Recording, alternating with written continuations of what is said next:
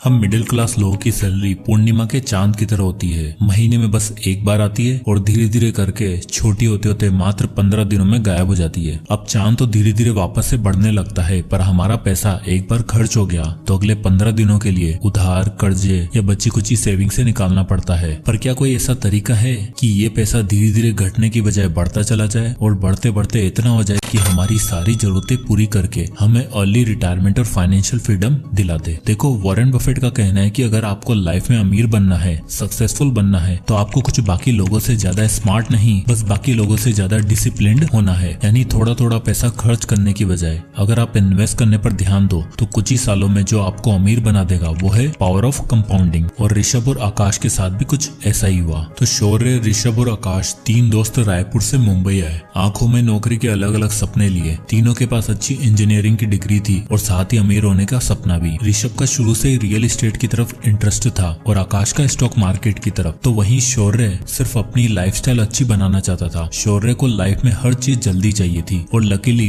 तीनों में सबसे पहले नौकरी लगी भी तो शौर्य की। महीने की 30,000 तनख्वाह पे मुंबई में शौर्य ने सारे सपने पूरे करने का डिसीजन बना लिया। मुंबई का पार्टी कल्चर, लिविंग एक्सपेंसेस, खाना पीना और अलग अलग डेस्टिनेशन शौर्य को भी भाग गए और वो हर महीने ये सारी चीजें जरूर एक्सप्लोर करता। 23 साल का शौर्य अब ज्यादा समझदार और इंडिपेंडेंट हो चुका था। उसे फैमिली तो चलानी नहीं थी, बस अपना करियर बनाना था। इसलिए उसने ऋषभ और आकाश से अलग रहने का डिसीजन लिया, जहां उसके बाकी ऑफिस कलीग भी रहते थे। आए तो तीनों साथ थे, पर शौर्य अब अपने ऑफिस के पास वाली सोसाइटी में एक अपार्टमेंट में रहने लग गया था, जहां का रेंट था 10 से 12 हजार रूपए और ये जगह उसके ऑफिस से नजदीक भी थी। वहीं आकाश और ऋषभ ओल्ड पनवेल में रहते थे, जहाँ रेंट और प्रॉपर्टीज काफी सस्ते और अपॉर्चुनिटी ज्यादा। अब ऋषभ को शुरू से रियल एस्टेट में इंटरेस्ट था और जब वो पनवेल शिफ्ट हुआ तो शुरू के 3-4 महीने उसके पास नौकरी नहीं थी। वो अपने पिताजी से पैसे मंगवाकर अपना खर्चा चलाता। अब ऋषभ सिर्फ नौकरी नहीं ढूंढ रहा था, वो पनवेल में और नवी मुंबई में रियल एस्टेट प्रॉपर्टी पर स्टडी कर रहा था।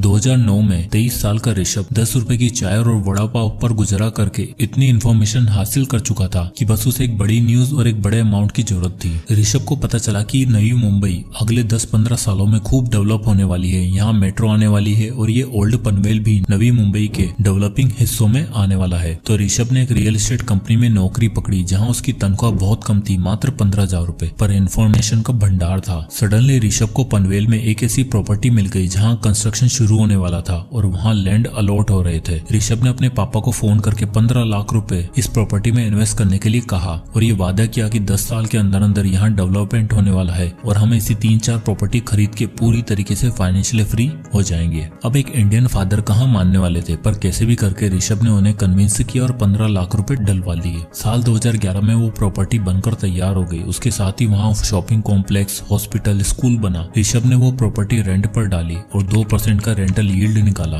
अब ऋषभ की प्रॉपर्टी का दाम बढ़ते जा रहा था और शुरुआती 5 सालों में उसकी प्रॉपर्टी ने रंग दिखाना शुरू कर दिया और 5 साल में उसकी प्रॉपर्टी की वैल्यू 30,17,000 हो चुकी थी और उसे मंथली 60,000 रूपए रेंट आने लग गया था। साथ ही उसकी जॉब भी अच्छी होती जा रही थी। ये दिखाता है कि ऋषभ ने पैसा कमाने से भी पहले उसको ऐसी जगह इन्वेस्ट करने के बारे में सोचा जहां उसको फ्यूचर में इनकम आती रहे। वहीं दूसरी तरफ शौर्य 2011 में 25 साल का हो चुका था और अब उसकी लाइफ पूरी तरीके से चेंज हो चुकी थी। उसे मुंबई की फ्लैशी कल्चर की आदत लग चुकी थी और अब वो लाइफ के बड़े बड़े परचेज बिना कुछ सोचे समझे करने लग गया था। 50,000 सैलरी होने के बाद और 3 साल नौकरी करने के बाद शौर्य हर वो काम करने लग गया था जो उसके कलीग किया करते। उसके दोस्तों ने गाड़ी खरीदी तो शौर्य का भी मन हुआ कि अपनी गाड़ी ली जाए। भाई साहब शोरूम में जाते हैं और इन्हें पसंद आती है 6 लाख रुपए की सीडेन गाड़ी। अब 6 लाख रुपए एक साथ तो नहीं थे, तो बनवा ली EMI। और अब आप यहाँ देख ही सकते हो कि रेंट के साथ साथ शौर्य का 12,000 रूपए का एक और फिक्स्ड खर्चा हो गया है। 50,000 की सैलरी में शौर्य 12,000 रेंट पे करता था और 12,000 गाड़ी की EMI, यानी 24 से 25,000 का खर्चा फिक्स्ड। अब गाड़ी आ गई थी, महंगी बातचीत हो गई थी, तो अब तो जीवन में किसी हमसफर का आना बनता था। और लाइफ पार्टनर आते ही शौर्य ने अपने आप को ऐसे प्रेजेंट किया जैसे उसके पास बहुत पैसा है और वो खूब पार्टी और मजे करता है। शौर्य की पार्टनर ने भी अपने मन में शौर्य के लिए वही इमेज बना ली और अब शौर्य के पास 25,000 एक्स्ट्रा बचते भी थे, अब वो भी नहीं बच रहे थे। धीरे धीरे टाइम बीता। शौर्य अच्छी जॉब की तलाश में स्विच करता रहा। उसने अपनी फैमिली बनाई, शादी करी, पर इस बीच में वो जब भी अपने दोस्तों के बारे में सोचता तब उसे यही लगता कि यार मैं कहां से कहां आ गया हूं और वो लोग अभी वहीं के वहीं पड़े हुए होंगे। फाइनली 11 साल काम करने के बाद जब शौर्य 36 साल का हो चुका था तब उसे ऐसी जॉब मिल गई थी जहां उसे 1 लाख रुपए पर मंथ मिल रहा था और अब शौर्य को लगा कि टाइम आ गया है खुद का घर लेने का। शौर्य और उसकी वाइफ अब मुंबई में एक अच्छा घर की छानबीन में लग गए थे और फाइनली पनवेल में एक प्रॉपर्टी पसंद आती है, 3 BHK अपार्टमेंट, और वो भी फुली फर्निश्ड, जो उन्हें 90 लाख रुपए मिल रहा था। अब 1 लाख की सैलरी वाला आदमी, चलो दोनों मियाँ बीवी की कंबाइंड इनकम 2 लाख भी मान लो, तो 90 लाख तो एक साथ अफोर्ड कर नहीं सकते थे। इसलिए उन्होंने 20 लाख की सेविंग से डाउन पेमेंट करी और बचे 70 लाख की EMI बनवा ली। अब आप यहाँ देख ही सकते हो कि लगभग 58,000 पर मंथ की EMI पे उन्होंने फाइनली अपना ड्रीम हाउस ले ही लिया। सारा पेपर वर्क और लोन प्रोसीजर कंप्लीट होने के बाद जब प्रॉपर्टी ओनर का खुलासा हुआ तो शौर्य के होश ही उड़ गए। असल में जिस नवी मुंबई में शौर्य ने प्रॉपर्टी खरीदी थी वो ऋषभ की ही प्रॉपर्टी थी, एग्जैक्टली वही प्रॉपर्टी जो उसने 2011 में 15 लाख रुपए की खरीदी थी। और अब आप यहाँ देख ही सकते हो कि 11 साल बाद यानी 2022 में जब वो अपनी प्रॉपर्टी बेचने गया तब उसकी वैल्यू 69,78,000 रुपए हो चुकी थी और उसने शौर्य को वही फ्लैट 90 लाख रुपए में बेचा। दरअसल ये परिवर्तन इसलिए हो पाया क्योंकि 2011 में दिखने वाला पनवेल अब 2022 में कुछ ऐसा दिखता था जहाँ सब कुछ पूरी तरीके से डेवलप्ड हो चुका था। ऋषभ ने जो स्पेकुलेट करके प्रॉपर्टी का दाव खेला था वो बिल्कुल सही बैठा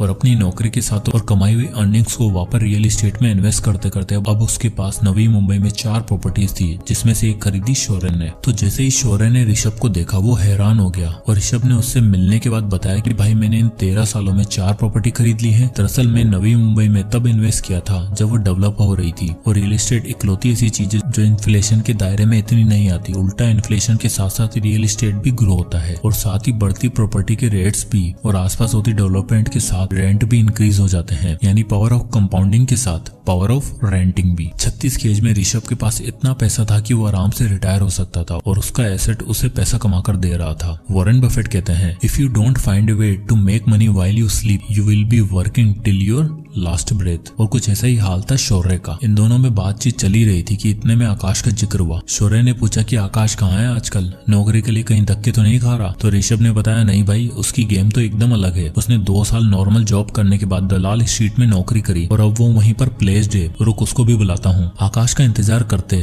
शौर्य और ऋषभ दोनों एक होटल में बैठे हुए थे। तभी आकाश एक ट्रू जेंटलमैन सेंस में अपनी गाड़ी से उतरता है और दोनों से बड़े दिनों बाद मिलकर बहुत खुश होता है। आकाश का सिंपल वे ऑफ लिविंग देखकर शौर्य पूछता है कि भाई तुम्हारा क्या हाल है, लाइफ में कुछ हुआ कि नहीं, पैसा रुपया कमाया कि नहीं ढंग से? इस पर आकाश बड़ी ग्रेसफुली रिप्लाई करता है कि भाइयों बस अगले 5 सालों में रिटायर होने वाला हूँ। शौर्य मन ही मन सोचता है कि एक साला रिटायर भी हो गया है और एक 5 साल बाद होने वाला है और मैं अकेला अगले 20 साल तक घर की EMI भरने के लिए काम करूंगा क्या? आउट ऑफ क्यूरियोसिटी शौर्य पूछ ही लेता है कि भाई 5 साल में कहीं लॉटरी तो नहीं लगने वाली? इस पर आकाश उन दोनों को अपनी लाइफ स्टोरी बताता है। कहता है कि मेरी कोई लॉटरी नहीं लगने वाली, बल्कि मैं सेविंग्स रूल और कंपाउंडिंग रूल की मदद से पैसा कमाया है और अब इतना हो चुका है कि बस 3-4 साल बाद रिटायर हो जाऊंगा। तो आकाश कंटिन्यू करते हुए बताता है कि हुआ यूं कि मेरी पहली नौकरी लगी एक ट्रेडिंग कंपनी में एज एन IT टेक्नीशियन। वहाँ मेरा काम तो अलग था पर मैंने स्टॉक मार्केट के कुछ दाव पेश सीखे और अपनी 25,000 की सैलरी में से कुछ पोर्शन सेव करके इन्वेस्ट करता रहा। इन्वेस्ट करने के लिए मैंने जिस सेविंग मेथड का यूज किया था वो था 50-30-20 रूल। मैंने 25,000 की सैलरी में से 50% हिस्सा अपनी नीड्स के लिए रखा, 30% वॉन्ट्स और एंटरटेनमेंट सोर्सेज के लिए और बाकी बचा 20% यानी 5,000 रुपए SIP के थ्रू इन्वेस्ट किया। आकाश ने बताया कि उसे सबसे पहले मार्केट के बारे में सीखना था और इन्वेस्टमेंट के लिए जो सबसे बेस्ट चीज थी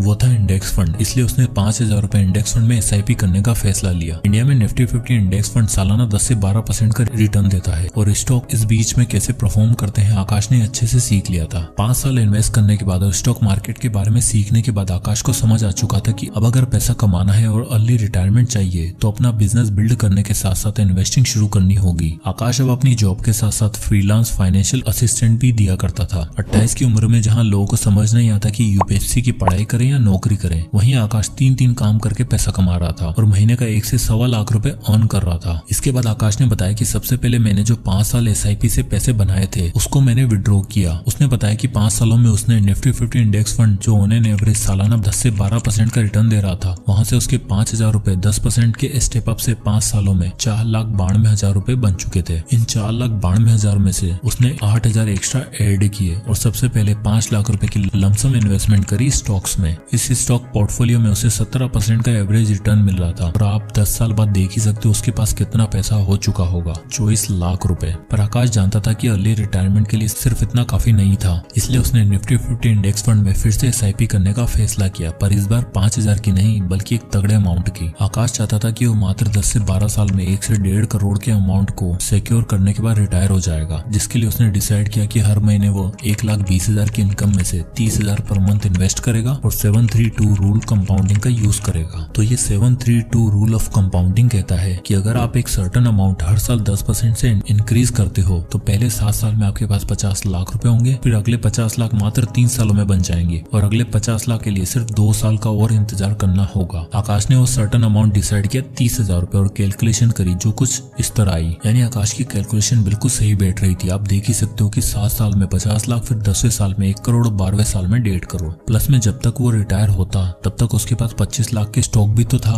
जिससे उसे डिविडेंड भी मिल रहा होगा। पर इस कैलकुलेशन में एक बहुत बड़ी दिक्कत थी। आकाश ने सोचा 1.5 करोड़ रुपए जो 12 साल बाद कैलकुलेशन में शो हो रहे हैं, क्या 12 साल में इन्फ्लेशन के बाद भी इनकी वैल्यू सेम ही रहेगी क्या? तब उसने इंडिया में चल रहे 6% एवरेज इन्फ्लेशन को भी एडजस्ट करा, जिसकी कैलकुलेशन कुछ इस तरह थी। आप यहाँ देख ही सकते हो इन्फ्लेशन एडजस्ट करने के बाद उन 1.5 करोड़ की एक्चुअल वैल्यू मात्र 71 लाख रुपए होगी। तो आकाश को ये समझ आ चुका था कि 30,000 रुपए से तो काम नहीं होने वाला है। उसे अपनी रिटायरमेंट के लिए 1 करोड़ की जरूरत थी जो 30,000 पर मंथ की SIP से अचीव नहीं होने वाला था। इसलिए उसने पहले दिन से 50,000 पर मंथ इन्वेस्ट किया और अब आप रिजल्ट देख ही सकते हो। 732 रूल ऑफ कंपाउंडिंग, उसका 1 करोड़ का टारगेट 12 साल में आराम से अचीव हो जाएगा, वो भी आफ्टर इन्फ्लेशन। यानी अगर तीनों दोस्तों में देखा जाए तो आकाश ने बाकी दोनों को आराम से आउट प्ले कर दिया। चलो ऋषभ को तो रियल एस्टेट में पावर ऑफ कंपाउंडिंग देखने को मिल गई और 36 की एज में वो फाइनेंशियली फ्री भी हो गया। अब देखो रियल एस्टेट में आपको बल्क में कैपिटल चाहिए जो सही टाइम पे ऋषभ के पापा ने डाल दी। पर आकाश की टेक्निक और मल्टीपल इनकम सोर्सेज से पैसा कमाने की अप्रोच सबसे ज्यादा रियलिस्टिक और एप्लीकेबल लगती है, जिसको शौर्य ने कभी समझने की कोशिश ही नहीं करी। अभी 36 की एज में ऋषभ रिटायर हो चुका था और आकाश भी 3-4 साल बाद रिटायरमेंट लेने ही वाला था। पर शौर्य वो तो भी 20 साल और नौकरी करेगा क्योंकि उसके घर की EMI जो चुकानी है, बच्चे का महंगा स्कूल में एडमिशन करवाया है, उसकी फीस भी भरनी है और जो महंगी लाइफस्टाइल शुरू से बनाई थी उसे मेंटेन भी तो करना है, जिसमें आराम से 1 से 1.5 लाख रुपए खर्च हो ही जाएंगे। ये एक सबसे बड़ा डिफरेंस है रिच और मिडिल क्लास माइंडसेट के लोगों में। मिडिल क्लास माइंडसेट के लोग पैसा आते ही उसे 10 जगह खर्च करने की सोचते हैं। आप में से कितने ऐसे होंगे जिनकी सैलरी आने से पहले एक शॉपिंग लिस्ट रेडी होती है? कमेंट में यस लिखो। वही एक रिच माइंडसेट वाला इंसान सोचता है कि कितने सोर्सेज से पैसा कमाया जा सकता है और ले रिटायरमेंट कैसे ली जा सकती है। यानी मिडिल क्लास लोगों के पास होता है power of loans and EMIs जो उन्हें एक दिन बर्बाद कर देता है। वहीं अमीर लोगों के पास होता है पावर ऑफ कंपाउंडिंग जो उन्हें आबाद और फाइनेंशियली फ्री बना देता है। जय हिंद।